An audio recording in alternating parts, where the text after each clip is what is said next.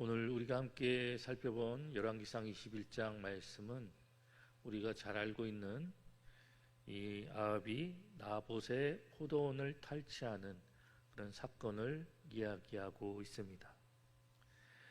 아합의 아내였던 이세벨의 그 관계를 통해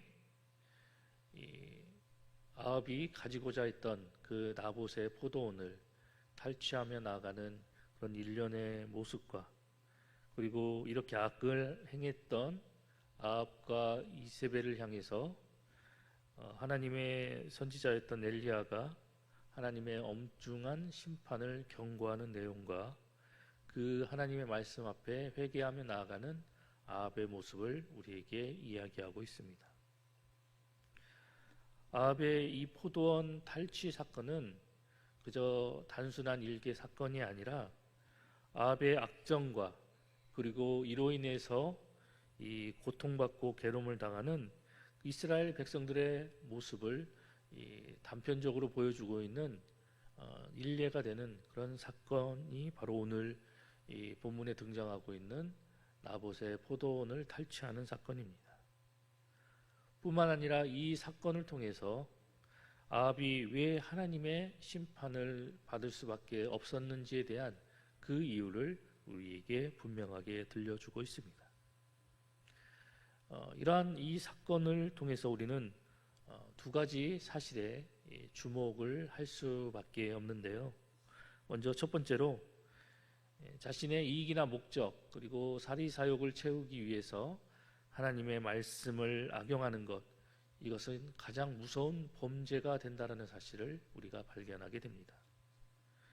오늘 우리가 함께 살펴본 열왕기상 21장 9절 이하로의 말씀을 살펴보면 이세벨이 나봇의 포도원을 빼앗기 위해서 그가 꾸몄던 음모에 대해 기록을 하고 있습니다.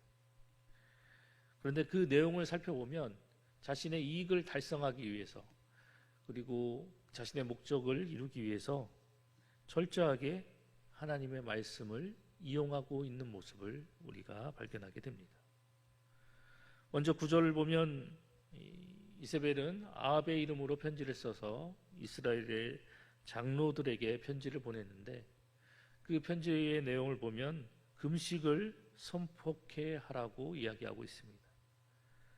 그런데 우리가 알아야 할 것은 성경에서 말하는 이 금식은 대체적으로 국가의 재난이나 고난이 있을 때 선포되는 것이 바로 금식이었습니다.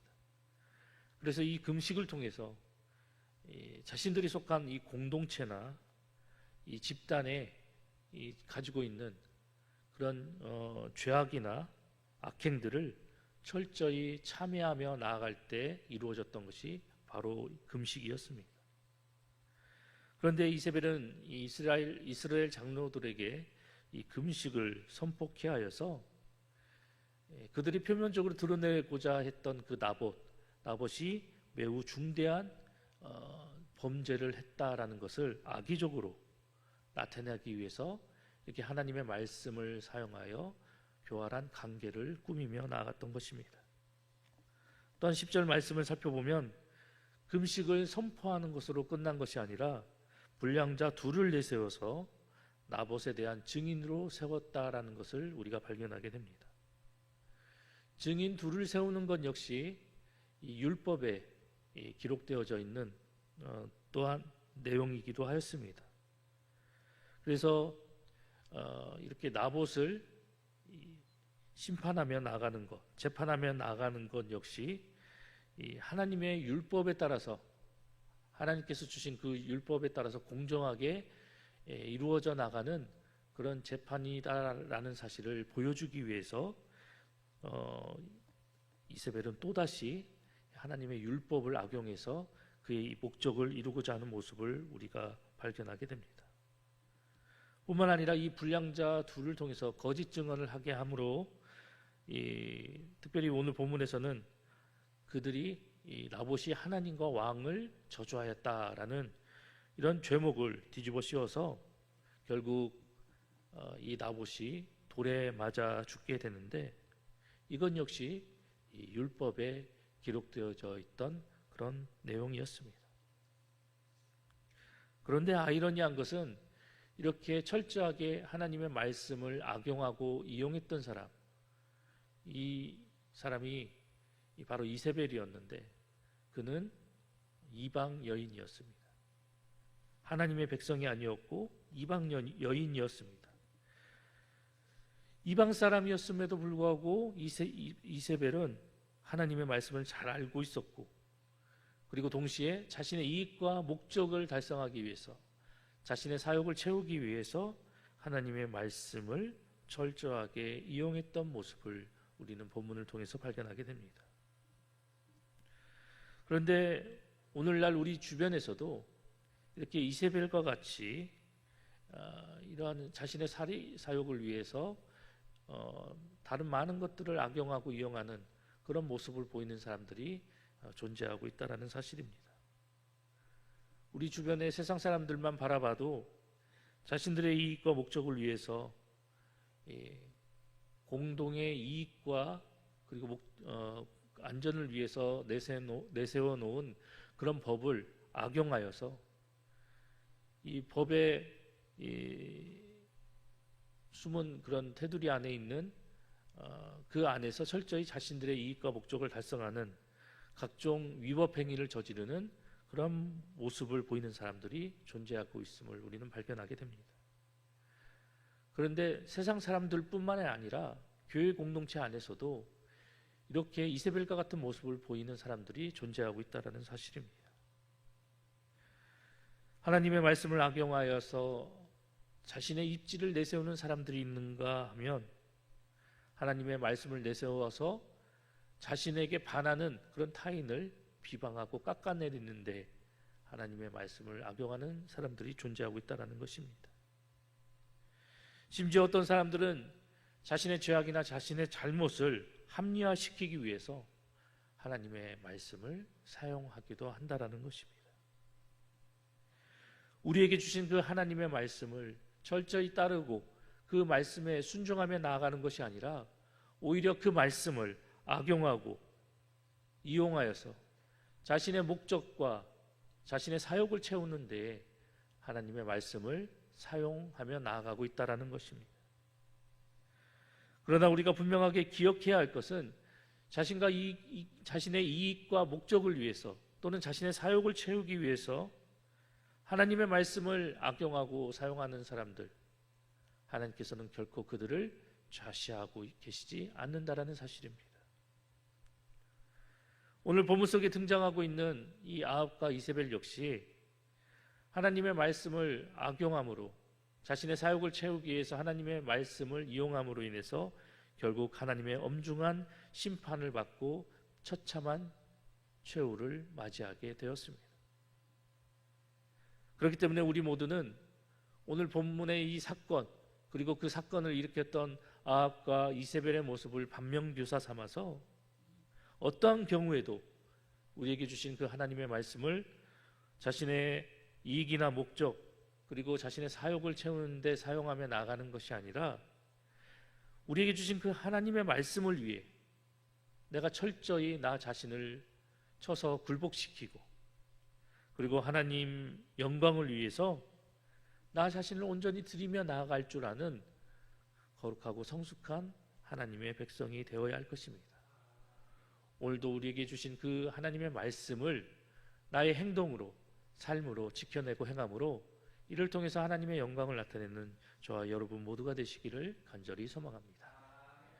계속해서 오늘 이 본문 속 사건을 통해서 우리가 주목해 할 수밖에 없는 두 번째 사실은 바로 하나님 말씀과 믿음을 지키기 위해 고난도 두려워하지 않는 성도가 되어야 함을 우리가 발견하게 됩니다. 오늘 이 본문 속에 등장하고 있는 주요 인물 중에 한 사람이었던 이 나봇은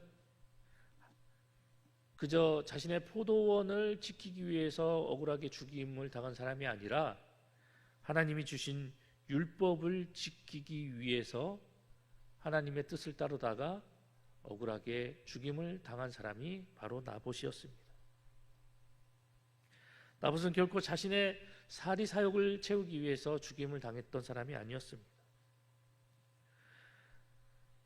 나봇은 하나님의 말씀과 그리고 하나님의 백성으로서 자신의 그 믿음을 지키기 위해 그는 당시 최고의 권력이었던 그 왕권 앞에서도 하나님의 말씀과 명령을 절대적으로 지켜나가기 위해 그는 왕의 그 달콤한 제안까지도 과감히 거부하고 거절하고 하나님의 말씀을 따라 나갔습니다. 그리고 이로 인해 억울하게 죽임을 당했습니다. 나봇이 가지고 있었던 이 포도원은 하나님께서 자신의 가문과 지파에게 주시고 그것이 대대로 이어져 내려가서 그것을 통해서 하나님께서 주신 소산을 통해서 그 가문이 유지될 수 있도록 자신에게 주신, 또한 자신들의 가문과 지파에게 주신 그 하나님의 기업이었습니다. 이 하나님의 기업은 결코 팔 수도 없고 누군가에게 이것을 줄 수도 없는 그런 것이었기 때문에 이러한 하나님의 뜻을 따라 나봇은 이 달콤한 왕의 그 유혹이 있었음에도 불구하고 그 하나님께서 주신 그 소산과 기업을 지키기 위해서 그 왕의 제안을 과감하게 뿌리치고 거절하였던 것입니다. 그런데 안타까운 것은 이렇게 하나님의 말씀과 하나님의 뜻을 지키기 위해 최선을 다했던 나봇이 결국 억울하게 죽임을 당했다라는 것입니다.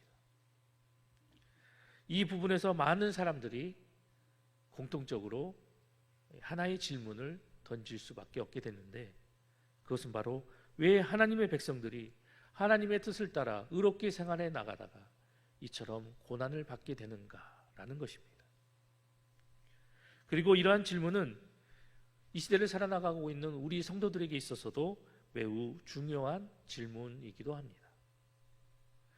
우리가 사는 이 세상을 보노라면 때로는 과연 하나님의 공의가 이 시대에 존재하고 있는가, 이 땅에 나타나고 있는가 의문을 가지지 않을 수 없습니다.